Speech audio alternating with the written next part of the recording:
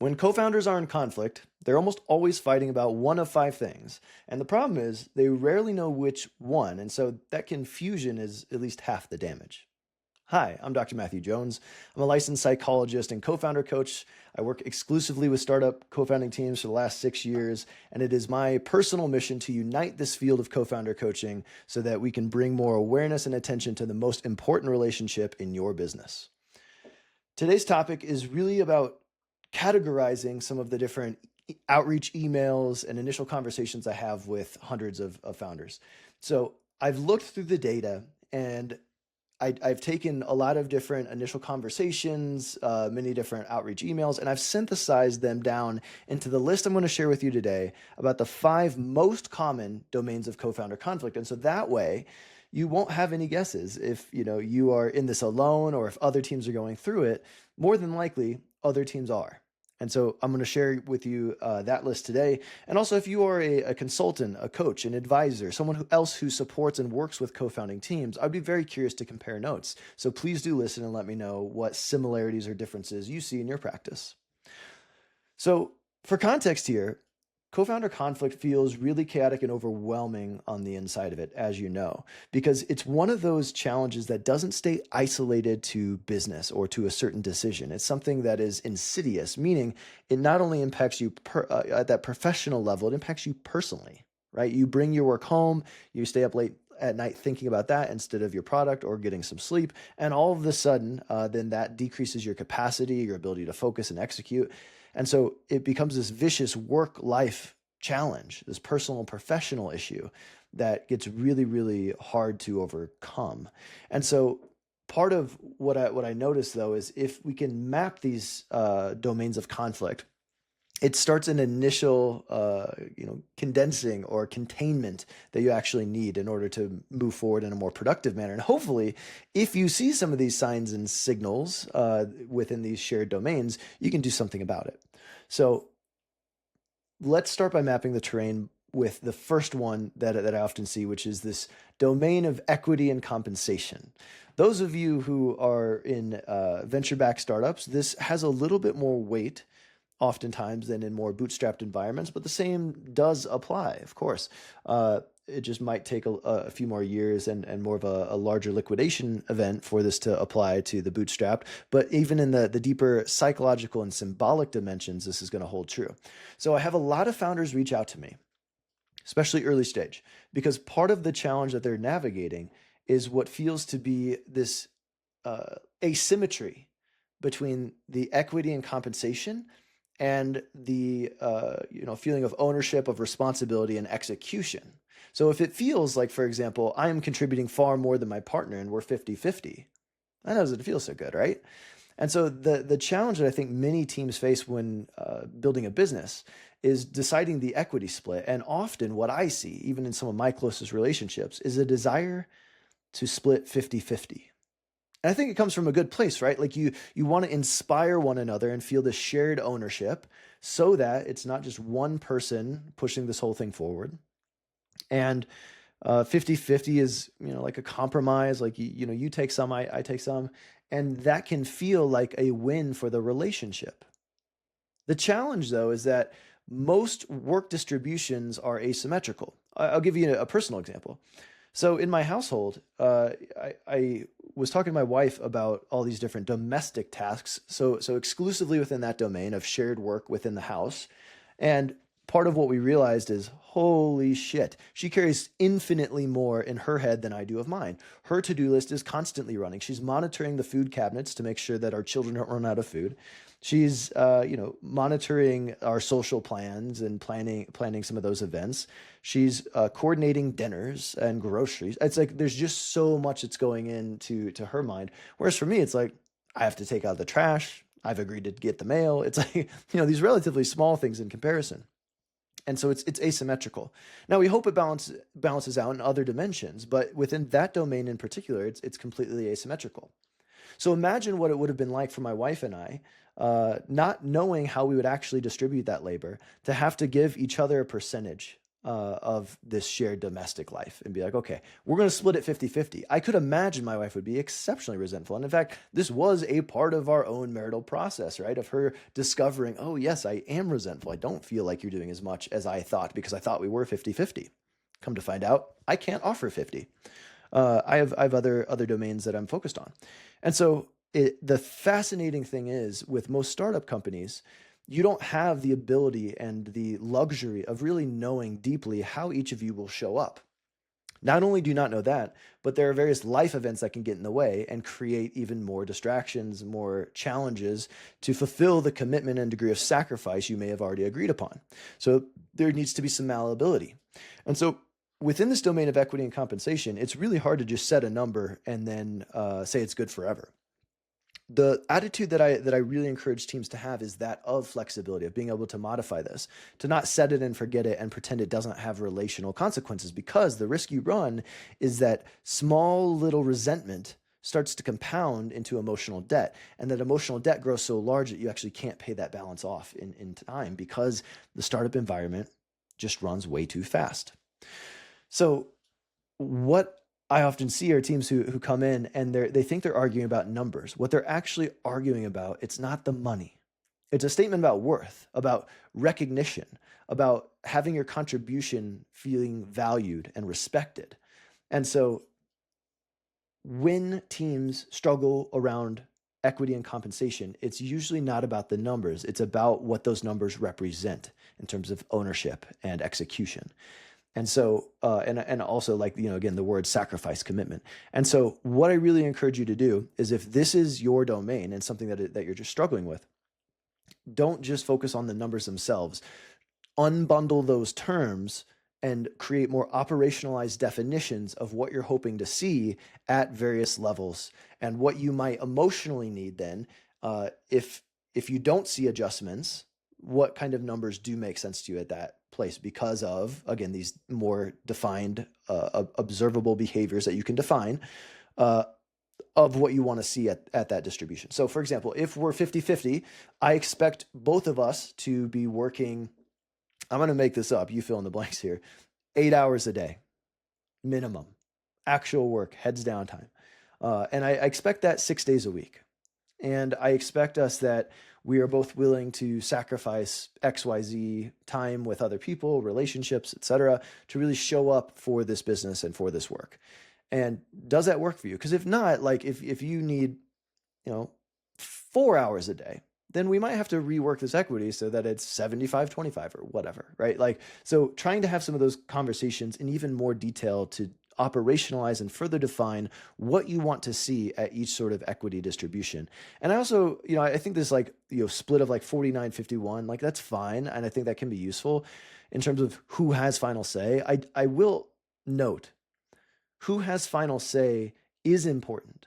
And ideally, what I see most often is that teams distribute that final say according to the org chart, roles and responsibilities, areas of domain expertise. And so I think there's a lot of value in doing that. But I think a lot of investors and other people have this conversation as if that solves all issues related to power, which it absolutely doesn't.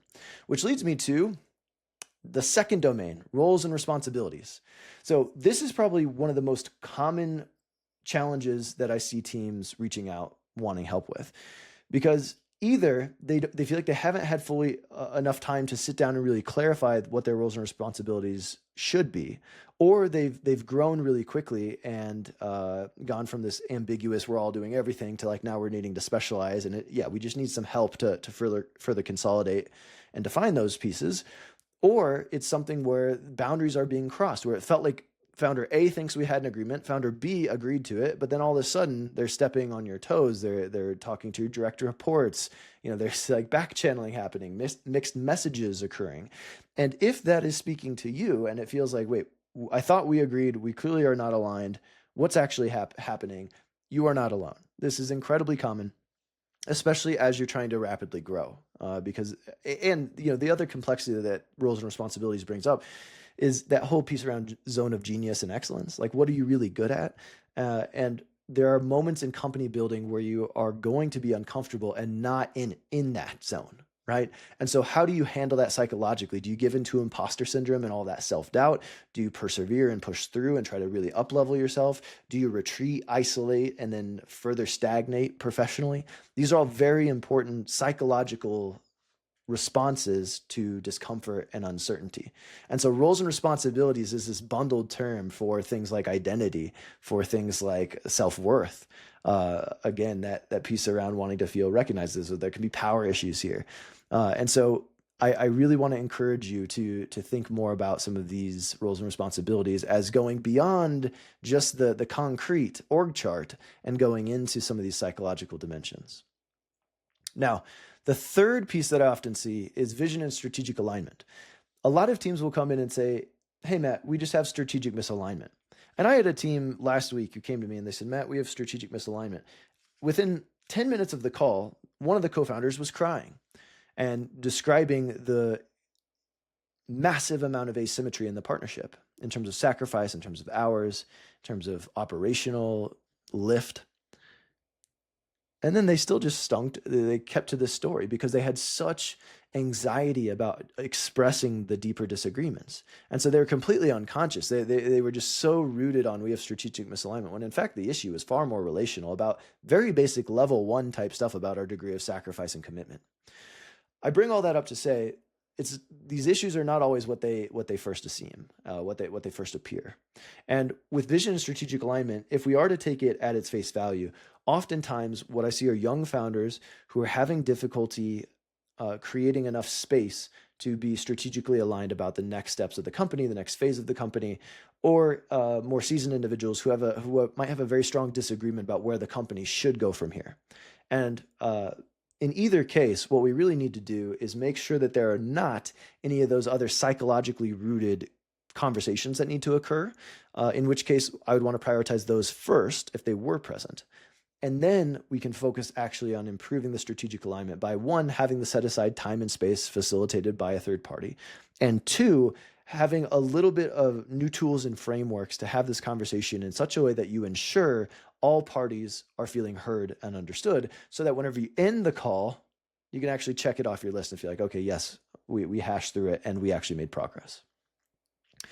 The fourth domain is hiring and firing. So this is one of those key decision moments where teams either sink or swim, where you either are aligned with your co-founder and have the ability to be on the same page about the type of culture you want to create, about what roles are necessary, and the prioritization and timeline for when to hire these folks.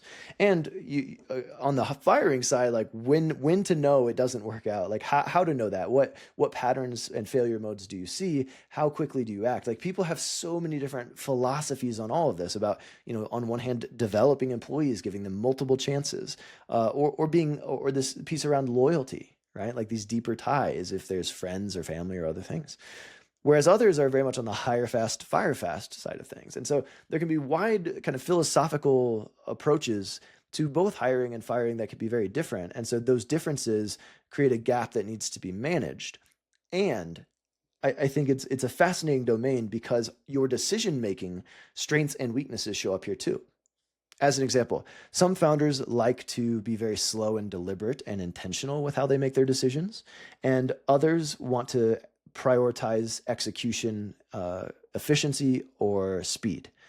And what I often see is that difference, again, creates friction that, when mismanaged, turns out to be the worst of both worlds, because either one person is pushing forward and steamrolling the other person, or the other person's putting their foot down and not allowing anything to progress. And that is the sign of a dysfunctional decision-making process that is just showing up in the domain of hiring and firing. So a big part of our job here within this domain is, again, not only clarifying those roles and responsibilities above, but also making sure in terms of decision-making authority, we're really clear about who's making what decisions when. The last domain is fundraising. So I think it's so funny because, a lot of teams who go through fundraising, I don't think they really realize until, they've done a few rounds, how excessively demanding that is on the entire system of the co-founding team. So yes, it's absolutely demanding for the person who's going to all of the meetings, who's going through all the comms, who's hearing no hundreds and hundreds of times. And, can also be overwhelming if things are going better than that as well. But the other individual, the other founder, at that same time is forced to carry such a more intense load of the company and management that that can too be overwhelming. And it's really this moment of operating in parallel tracks that can create more emotional distance, more insecurity, and less overlap and syncing time, which then creates a lot of secondary issues. So part of what's really important for you whenever it comes to fundraising is trying to stay up to date in your communication, making sure you are clear and consistent with what's going on and your observations, and as much as possible, both empowering one another and recognizing that this time will end, and that the CEO or whoever is fundraising will be able to plug back into things, but there must be meaningful amount of operational trust present for this to go in an effective manner, because if the narrative is not really presented with a degree of mutuality, if the founder is getting too emotionally high and low and needing support, but the co-founder can't give it because they're managing the company, there's so many different variables here that make fundraising so incredibly overwhelming. And again, some of those philosophical differences really show up here as well. And so there's a high need for more clarity across all 5 of these different domains in order to ensure that you're going to be moving in an effective manner. So again, equity and compensation, roles and responsibilities, vision and strategic alignment, hiring and firing, and fundraising are the biggest, most significant topics and domains of co-founder conflict that I see. And so my hope is that you now have a little bit of a map of this terrain of some of those common co-founder arguments.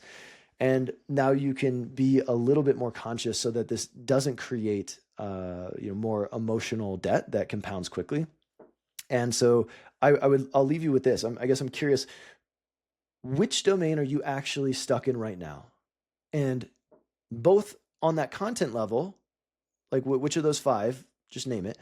And then what might be some of those deeper relational unspoken dynamics under the surface that are leading to that symptom? All right. So I think that's part of what I get into in my book, The Co-Founder Effect. And so if you found any of this interesting and you want to go beyond just those topics, and you want to learn more about those topics, you want to learn about other common arguments that I hear about, check out this book. And then you'll also see in part 2, it gets a little bit deeper into the psychological dynamics that are likely creating those symptoms. So thank you so much. Have a good one.